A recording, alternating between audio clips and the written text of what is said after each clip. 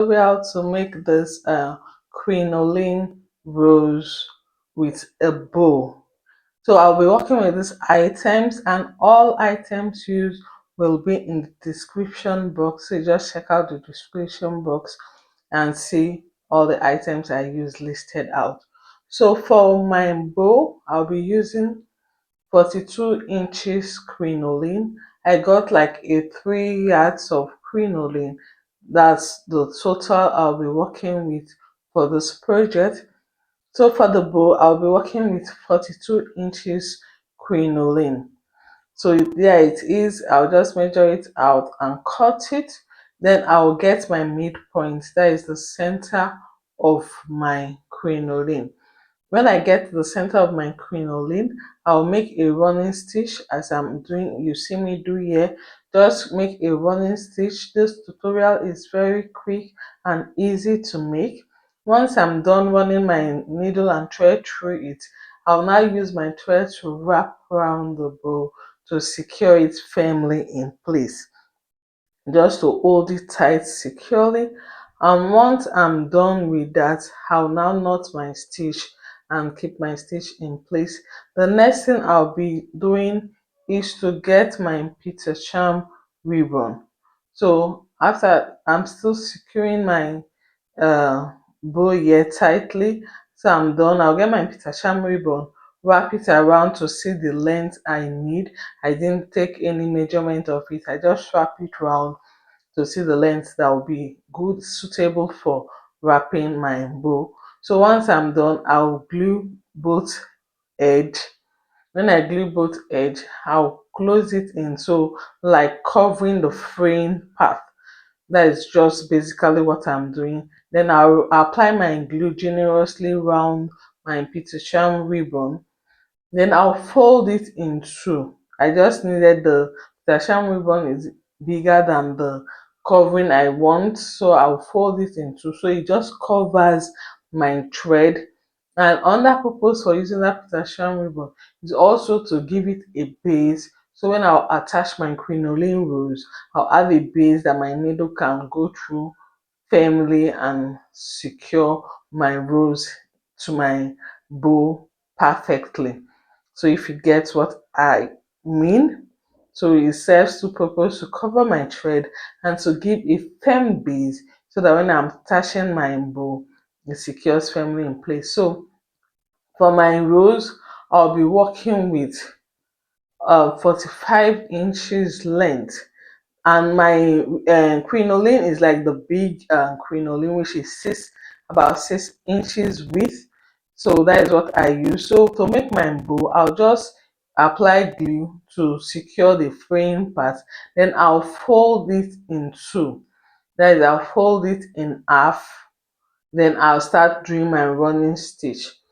Like from this part, I did my running stitch just across the length part, but for the other end, when I get to the other end, you see that I did across the length, then the width part. So when you're doing your own, from this beginning, start from the width part to do your running stitch, then get it across the length part, then the width part of the other part. See, now I'm doing the width part of the other end, which I didn't do at the beginning, but I would like you to do it at the beginning. This will help bring your rows together, and you like it hides that fraying part. You see it when I'm trying to form my rows. Because of that, I have to put the fraying part at the back of my rows.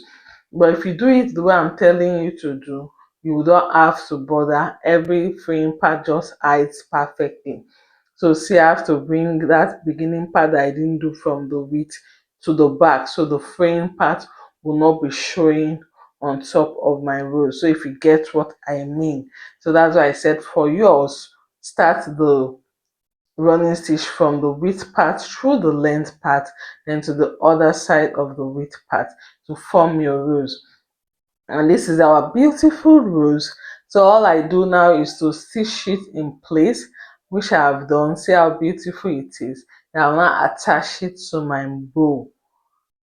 So just, I'm using fishing line. I use 0.30, that is 0.30 size of fishing line to attach, so it does not really show. Fishing line is kind of transparent, so I didn't use thread and needle for this part to attach, so it doesn't really show. So this is my padded headband. It's time to attach our design to our headband. So if you've watched to this point and you've not joined the crafting, what are you waiting for? Click on the subscribe button now to join the crafting. So on that point to note, now when I attached this first, I attached it a bit high up.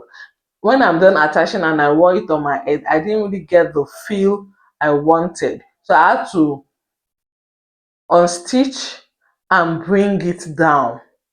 So if you stitch it the way it is now, when you put it on your head, the design tends to be high up.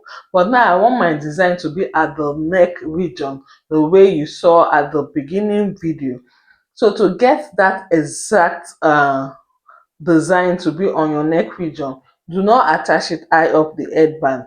This top here, this edge here, should come down a bit towards the, like your tip, close to the tip of your headband. So it now, the design now sits on your neck. It now sits on your neck. But if you attach it up high up, it will be high up the head. It will not sit on your neck the way mine sits. So when I did it initially, that is what I observed. So I had to take it, my stitch out, then I had to adjust the point where my design was attached. So I brought this edge close to the tip of my padded headband. That is where I started attaching it.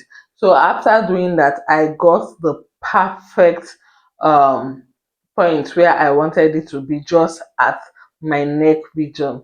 So also keep that in mind when attaching. Please let your starting point be towards the base of your headband. See, if you can see here now, is towards the starting point, is towards the base of my headband. This will give you the perfect look.